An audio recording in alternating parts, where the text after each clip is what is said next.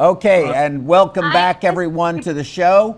Happy to see everybody. There is Amber Maurer, and John Ingram's back with us, and Stephanie Ebus, and there was Rodell over there. He ran off screen, but Stephanie and Rodell are both perfusionists, a married couple.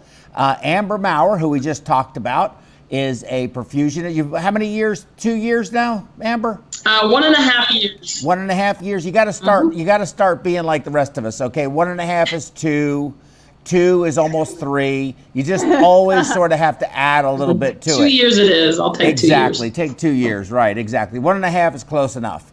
And then of course Stephanie and her husband, Amber's dad, is a perfusionist. I said that earlier, and is the department director at the Mobile Infirmary. And Amber has followed in her dad's footsteps, and that's really something to be proud of, I think. I talked to him on the telephone, and he is very proud of you. I will tell you that.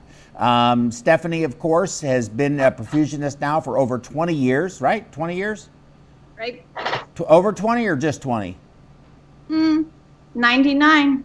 99? So 21 years, yeah, 21 years. 21. She's 21 years old today. And Stephanie has been a perfusionist, graduated from Ohio State. I think you all know her from previous programs, and of course John was just here. So I'm just going to tee this up because I think we have really, what is that noise? Huh? I can't hear him. Okay. Somebody making coffee over there? Or, yeah, Rodell must be, Rodell is cleaning with the vacuum? He's hiding from the camera because he needs a haircut. I understand. It's very good. Okay, so I think we have some real interesting generations here. We have John and I, who are really old. We have Stephanie, who is an experienced perfusionist. And then we have Amber, who is relatively new to this profession, although she grew up in it.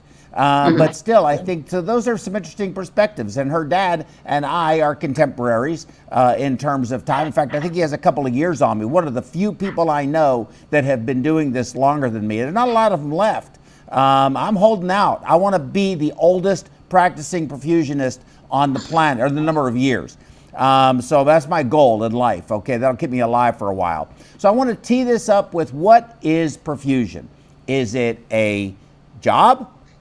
Is it a career? Is it a profession? Where do we fit in the world of medicine? Are we, like shift workers? Are we, most of us aren't really. Some are, some aren't. But how do we view what we do, what our responsibility is, what our commitment needs to be, and then how do we balance that against our philosophy about work and work-life balance? So I'm going to turn this over to Stephanie, Amber, and John, and you guys are going to be up, and if you have a question for me or you want me to add anything to it, I will. But I want to hear from you guys and sort of get a perspective from someone besides myself. So Stephanie, why don't you lead it up? Okay. Well, I think that we clearly are professionals. A professional is identified as having a clear objective, a clear skill that they've learned. So we've had specialized training, and we have a set skill knowledge, we have educational knowledge, and we have formal qualifications. So definitely I would call all of us professionals. As far as a career or a job, a career is what we would say our professional journey is. Desire, I feel like you have a career when you have a desire for upward growth and long-term goals, compared to just, so every job that we have as a perfusionist or anything related to this profession is a part of a continuing growth. I think that when you have that career mindset, you have motivation to keep learning and learning from your experiences, educating yourself, growing in development opportunities. And we measure that career by personal satisfaction. And also people measure career growth and feel like they're in a career wherein they feel like they're advancing, like titles, positions, achievements, advancements in work, and pay, obviously, also.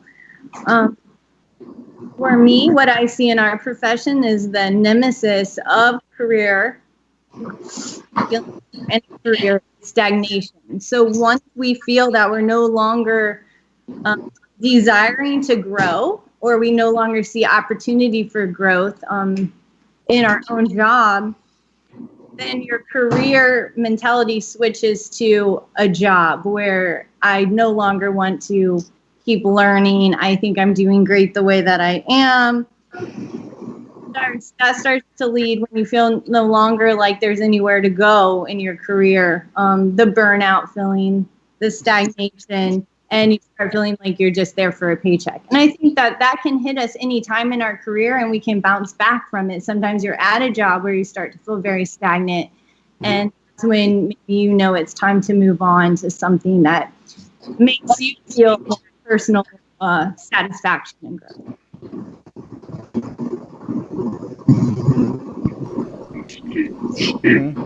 Yeah, I think those are great thoughts. Did Amber, did you want to chime in on that? Absolutely.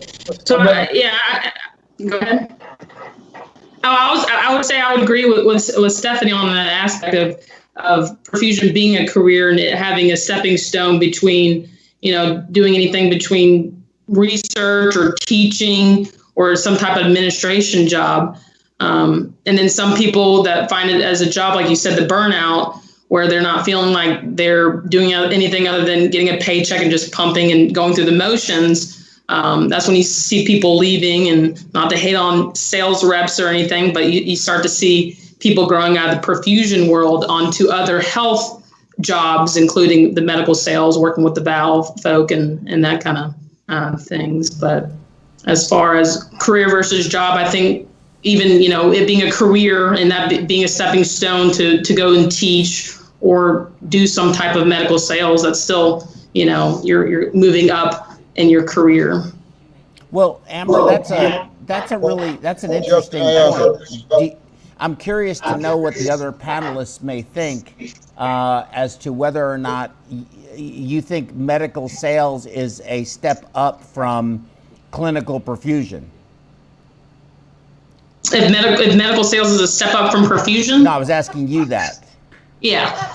I think to be in the medical sales with cardiac related supplies and equipment, then you should have some type of background of cardiac surgeries and kind of know what's going on in the OR to be a successful medical sales rep. My background, I did medical sales, collecting placentas for a couple of years, and that was my stepping stone into perfusion, into the OR world. So I had some type of OR experience and knowing the kind of morale and temperament in the OR settings. So either or, going from medical sales into perfusion or perfusion to medical sales, I think it's a good segue to those that type of job or career. So give an old person slant on this. Yes, would love to hear from you, John. So I just wanted to get a real quick. So Stephanie, you graduated in '99. Is that true? And then Amber, you graduated a couple of years ago. By the way, what you always do is you count your years of perfusion when you tell people how many years you have until you have enough and you can chop those off again. So that's just a little tricky. But anyway, my thought about career or job is I think that feeling that you had, and the reason I asked when you graduated, but what feeling you had when you either first heard about perfusion or you were in perfusion school and you're getting close to being done and you're just going through the whole process, that feeling you had about the field, that excitement, hopefully it was a big excitement about what you are doing, what you're getting ready to do, that feeling is what I hope never leaves. Now, I had 20 years and I got out of perfusion for quite a while and I came back about 5 years ago. So I had a good, when we graduated, remember this, Joe? The burnout average was 7 years. people only lasted the average person lasted 7 years in our field before they got out, meaning some got out much sooner than that. So I went 20 years, and I would say the last 5 at least, I was probably feeling that burnout where, I loved getting called in and I loved coming in. And those last 5 years, it wasn't like that anymore. It was drudgery. And then, I was able to retire for a while and come back. And that really did me a lot of good. But I guess my only concern is, and even in our generation too, we had the same type of thing. We didn't have every person in our class was just going to live, eat, and breathe this 24/7. There was always a percentage who really just looked at it as, well, it's a job and I'm going to make money and it's a wonderful thing to do. And I'm sure that happens in all ages. But that excitement that they had, always wanting to do the best, that excitement of taking care of the patient and learning and always wanting to be better, that I think is transformative to making this something even beyond a career, almost like your life's calling and your life's worth. Mm-hmm. And I think, I hope that still exists a lot today. I'm so detached and removed from new grads and perfusion schools that, I hope that still exists quite a bit today. I think it does. Yeah, I think you bring up, all of you bring up some excellent points. And I think, Stephanie, starting with you, discussing the ability to grow within the field, having other things to do, finding what it is in the perfusion industry that you have a passion for.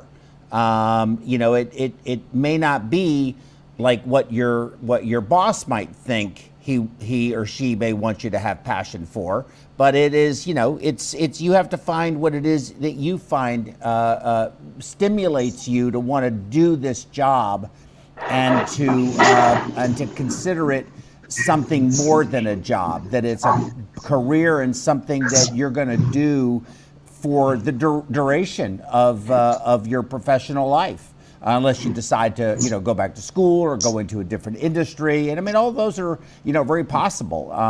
Certainly there's a lot to do in perfusion, from academics to just doing the chip shot cases in a place, to doing things like this program, to doing consulting work. I mean, there's so many things you can do. And some people find, I think, reward in different, you got Corona? In different things. They find pleasure, they find satisfaction in just doing a good job on each case that they do. Some people want to do other things, and you have to respect that, and you have to find the job, I think, that gives you that best opportunity to do those things that helps to keep you interested. I don't want to belabor the point, but I've had my moments too. I've been doing this for a very long time, but I did leave the industry from full-time to part-time. I didn't leave it entirely, and I continued to work because it paid money. And I did something else on a full-time basis for 4 years, and it was very rewarding for me. I needed to do it, but really, I do love this profession. I started, at a time when it was, back in '77 is when I started my training. I was, relatively fresh out of the military. I had worked as a EMT at Charity Hospital in New Orleans just before going to perfusion school after I'd gotten out of the service. I've been in it, with the exception of going part-time for those 4 years in the early 90s. It's what I've done. And I guess my point I'm trying to get to is I feel it's our personal responsibility to find what we need to grow in whatever our job is. And if the job doesn't provide that for you, then I think that's where you start to have to consider, well, what's important to me? And if I really need this, do I need to go someplace else where I can have that? And of course, we're a very small fraternity, so that may not really exist.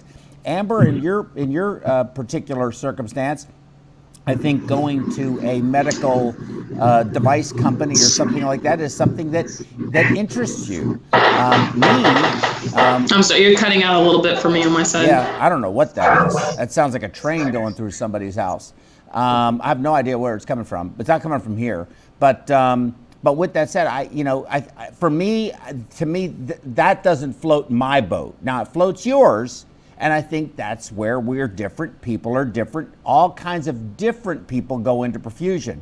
And John, to your point, I think that jobs are sometimes they're hard to find, sometimes they're easy to find. We've seen that pendulum swing back and forth.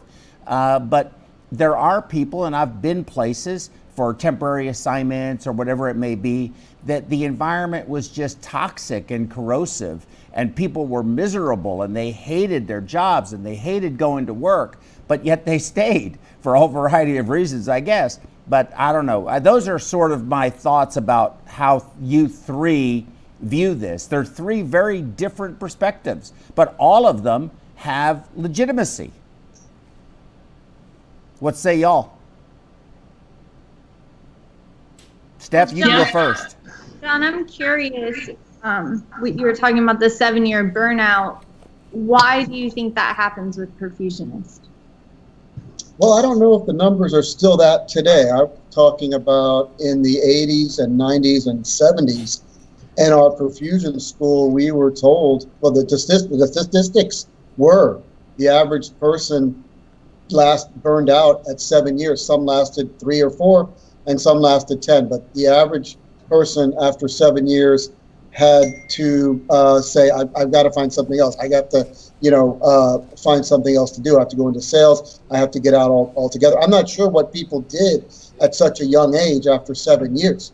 I'm still wondering, but most of the people that I know, somehow managed to stay in quite a bit longer.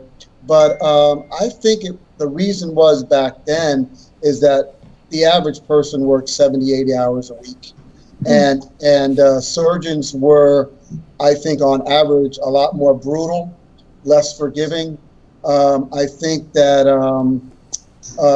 you gave your life to this a lot more than a reasonable person would be willing to do. And I had a friend of mine who, within a couple years of graduating, put a bullet through his head in his hotel room.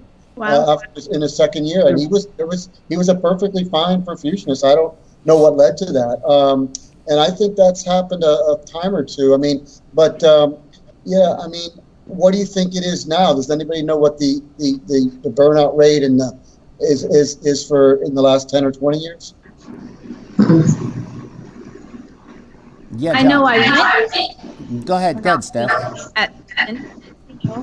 And I was looking at dental school or doing something else, and I'm trying to think back why, because I don't think that it was a thing that I was like working so much, but I think maybe at that time I didn't see any way to grow, or it just seemed like a very stagnant type of job. Like you work those first few years to get so good and confident, and then it just kind of levels off, and then I had to then adjust and find new ways to channel that energy in positive ways. Like now, just doing small things in the group and feeling like I can improve things in our department, or work with the surgeon to do something new and mentor younger people coming in. I found satisfaction in that.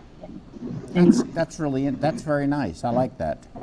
Amber, you're 2 years into this business. How long? I'm sorry?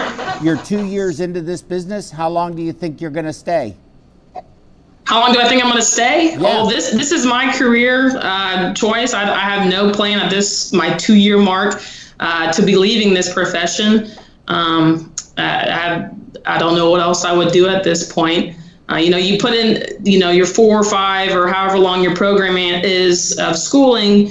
And I feel this is my calling in life to do. And like kind of what John was saying, of people coming into this thinking, oh, I'm going to make a bunch of money. I think those are the type of people that will burn out earlier, where for myself, and I know my classmates that I graduated with, they had a passion for this job or this career.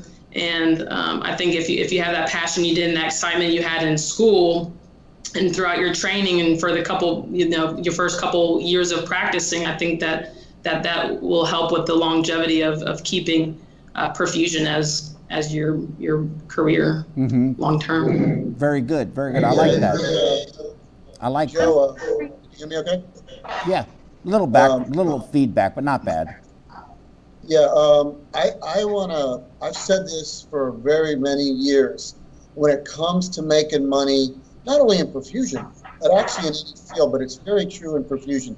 This is the secret. People always want to know what the secret is. The secret to making money, the most money you can possibly make, is to forget about how much money you want to make and think solely about how good of a perfusionist you can be. If you are absolutely phenomenal perfusionist, the money will find you. That's the mistake people make. The money will chase you down because people want you and surgeons want to work with you. And when you go to leave, everybody comes to a stop and says, wait, how can we keep this guy? Other people say, how can we get this guy or gal?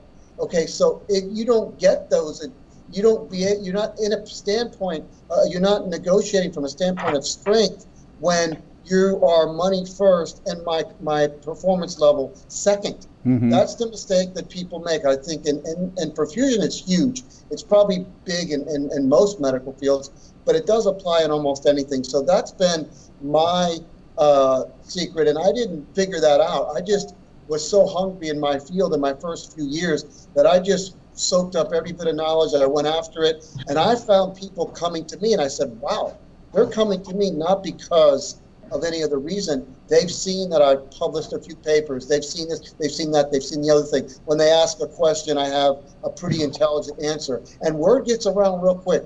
People want good employees, right, Joe? I think you're 100% right, and I actually that was a very insightful statement that you just made, and something that I agree with 100%. I think that, but you also, along with being a very competent, capable clinician, you have to be humble. I think that you have to. This is a very competitive business we're in, and perfusion. I think you said it was huge, but I think it's very small. We have 4,300 of us. It's not a whole lot, so we're a very small fraternity, but we're very competitive. But you should be able to be competitive while still being a facilitator for everyone to be successful. From a clinical perspective and personally too, you have to be a nice person. At the end of the day, you just can't be a mean person, and you can't be selfish, and you can't be arrogant, and you can't be pompous, and you have to stay humble because I've learned, look, I've been through it. Anything can happen to anybody at any time. And yes, years ago, John, I agree with you also that the environment was horrible. It was a horrible environment for many years, and surgeons were sometimes just abusive, and it was unnecessary. And I'm talking about the old guys, and they would attack you and blame you for every bad outcome or every issue that happened in the room. And there was a high suicide rate. I mean, it did exist. AMSEC, in fact, had a suicide hotline manned by a clinical psychologist who was available essentially 24/7. And so it was just amazing to me that actually existed, but it did. And I'm a different kind of person. If you treat me like that, I've been through the military and some other, I guess systems where I got a pretty thick skin. But there are some people who that kind of thing really affects them very deeply, their ability to process it. And that really comes down to we're all human beings. And people are different. We're all the same, but we're different. And how we manage that kind of stress. But I think perfusion has gotten much better. I think surgeons that we work with today value us. By and large, there's always the exception, but there are exceptions now. I think now we have really, this profession has come into its own of really being an integral part of the overall heart care team and a valued member of it, to especially the surgeons and even the nurses and everyone else. We do a lot of teaching, but we also learn a lot, and we respect each other. And I think that respectful environment has made a huge difference in what this profession is today compared to what it was, John, for us back then, and maybe even for you, Stephanie, in your early days. I don't know exactly, but I know there was a major change somewhere around, late 90s, early 2000s, with how it is now evolved to where it is today, which I think is a much, much better place. That, it seemed like for the first 10 or 15 years, including perfusion school, every single thing that I learned was learned by tough love. You know what I mean by that? Oh, yeah. It was beat. Nothing was ever given to you nicely. Everything was beat into you.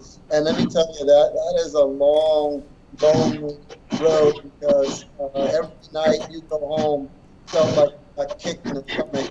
I don't mean perfusion school, I mean on the job. And I had to come back every next day and work with that same surgeon all over again, because there was only one or two surgeons a lot of time at the hospital. We worked with this thing every day, and if that's doing rough, every day, some days could be good, and some days could be just terrible. So what is it? Stephanie, mute the mic. I think Rodel is in the Stephanie, could you mute your mic when you're not talking? Apparently, they've figured out it's coming from your area. So could you just mute your mic, and then John can talk, but when you talk, unmute your mic. It's on your screen. So John, I'm sorry, but we really couldn't hear you very well. Okay. And did that fix it? Can you do Amber too? Oh, Amber, can you do yours too? Mute your mic as well, if you know how to do it. Is that better, you think? Yes, now we can hear you. Go ahead, do that again. So if you could say that again. That, for what seemed like the first 15 or so years of my career, including a couple of years of perfusion school and even the first jobs, almost every single thing I learned was beat into you, like in tough love style. You know what I mean?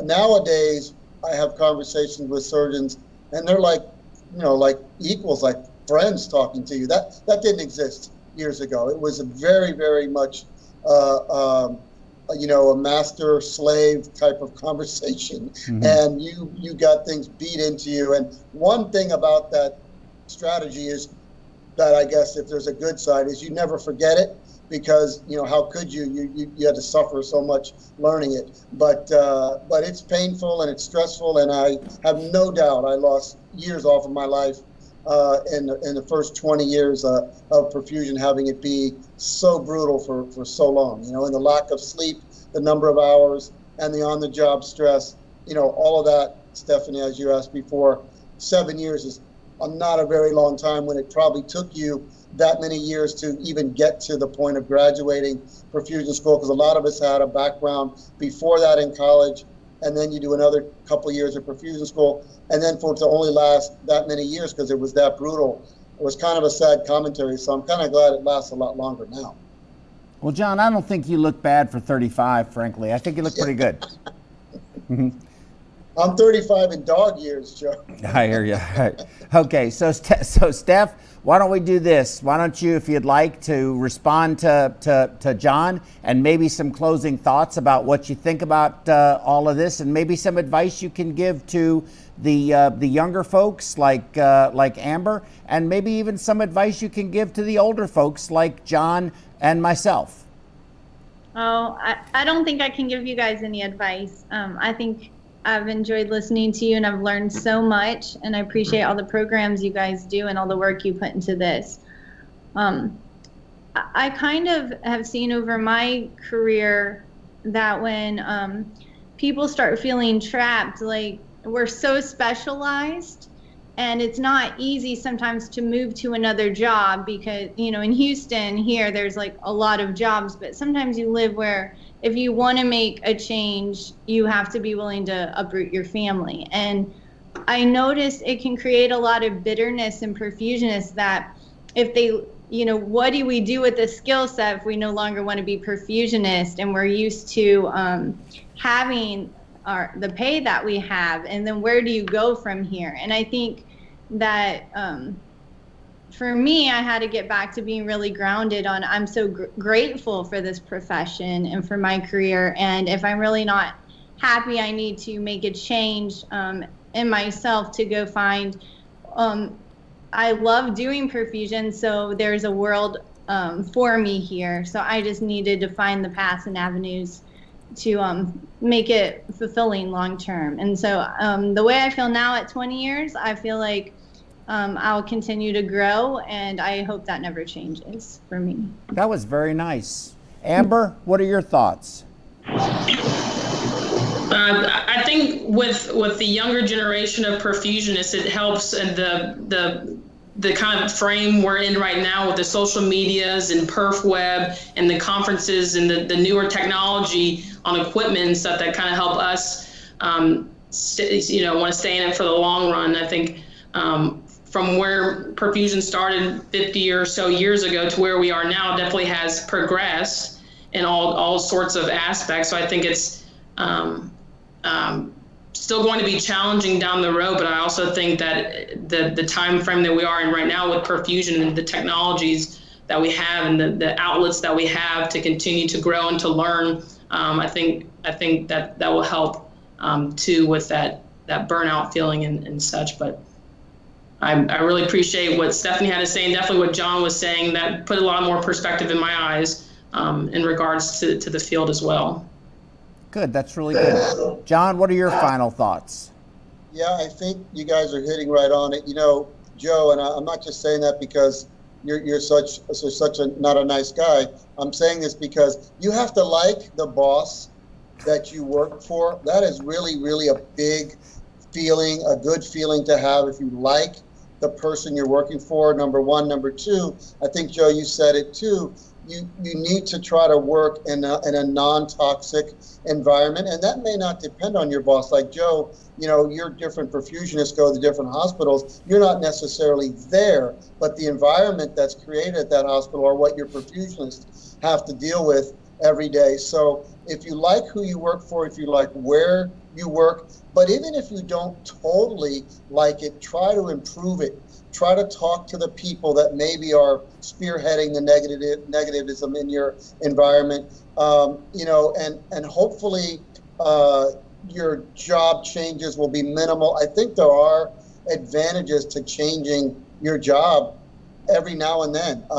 There's some pluses to be gained from that, but from someone who had my own group also and had as many as 18 or so people working for me at one point, fortunately, a lot of my people stayed for a very long period of time, and most of the feedback I got was, they liked the way I treated them. I tried to treat them fairly, and that's another thing. As a boss, you treat one person a little bit better than somebody else, and that turns negative all the other people who didn't get treated that way. So, as a boss, it's very important that the people like working under you. That helps people stay a lot longer and be a lot happier. Well, the only thing, John, that's very true. I agree with you 100%. But there's liking and there's respecting and there's, Stephanie will tell you that there's always a divide. I think I have told her this as she has moved into the management role within this company and is going to continue to grow within this company as the company continues to grow. There has to be a separation. You can be friends, but you really can't be friends. And I think you all know what I mean by that.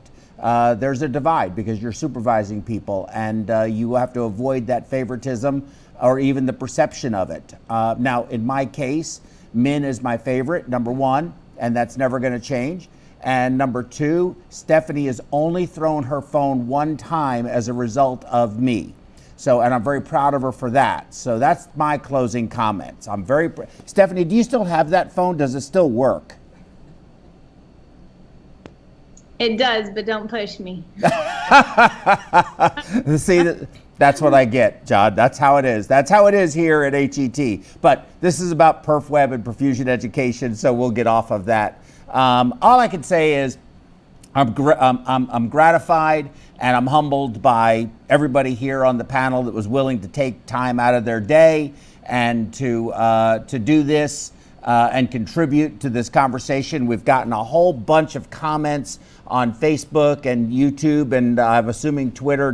Magic is over there with that. But a lot of people have made some comments about jobs. Just this one topic, short conversation, nothing formal, but it's really good when people can get around and talk and just, really have a discussion about how they think, because sometimes people think things and they wonder, am I the only person that thinks this? And I think having these discussions really helps people to feel that they are not out there alone with these feelings, because perfusion, as great a job as it is, and it is a great job, not unlike the surgeons, at a different level. And I don't want to be arrogant here and think that we're surgeons, because we're not. We're mid-levels, and what we do, it's very important. But it's a lonely place.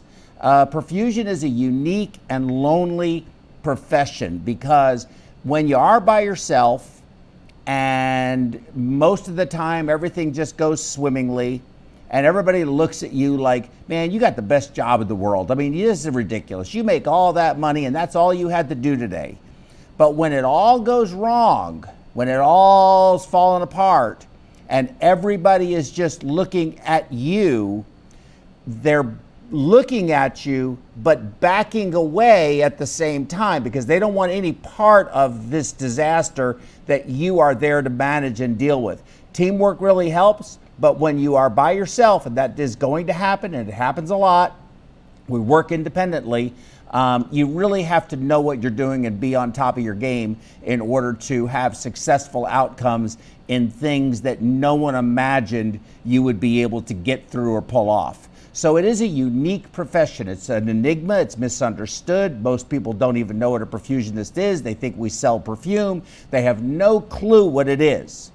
But what we do is so critical, and we have so much influence on the outcomes of patients that I think that it is sometimes misunderstood and frequently underappreciated, because when the case goes well, it's generally because we've had a good day.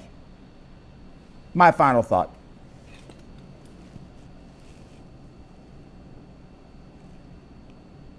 Anybody else? There's silence. Huh? Well, I'll tell you one thing in relation to what you just said, Joe. I once had a surgeon with the patient basically had a stroke, a regular cabbage case, normal case, and the next day, next couple of days, patient didn't wake up, and it turns out that, somehow the patient had a stroke. And the surgeon was trying to blame me. He was trying to blame me for the fact that this patient had a stroke. And I said, I tell you what, I said, it was so rare. We had a very low complication rate. We hardly ever had this happen. We had really good practice where I was at. And I said to him, I tell you what, I said, I'll take blame for this stroke if I get credit for every one of the patients that didn't. Yeah, exactly. Yeah. He's like, oh, no, he didn't want to go over that. So then he stopped blaming me for the stroke. Well, I used to go to work, and there was a surgeon I used to work with, and he was one of those guys. And, I just got fed up with it. So I took a piece of tape and wrote saboteur on it and just put it around my cap, my OR cap, and wore it all day, because that's just what he thought I was. So I may as well just announce it. I'm just here to sabotage you, that's all. And he didn't see the humor in it. I did, but he didn't see the humor in it. So I do want to tell you that Gibby Roseland says that younger perfusionists, so that's you, Amber, are very lucky with all the technology and more experienced teachers you have. Old respected perfusionists were teaching themselves. and researching and teaching themselves. And some of that's very true. Somebody had to teach us. I mean, somebody did teach me, but there is a level of truth to that. A lot of what we do today is derived from what happened way back when. But you know, we're going to be gone one day. You, Amber, are going to be there. Stephanie is going to be me, and she's going to.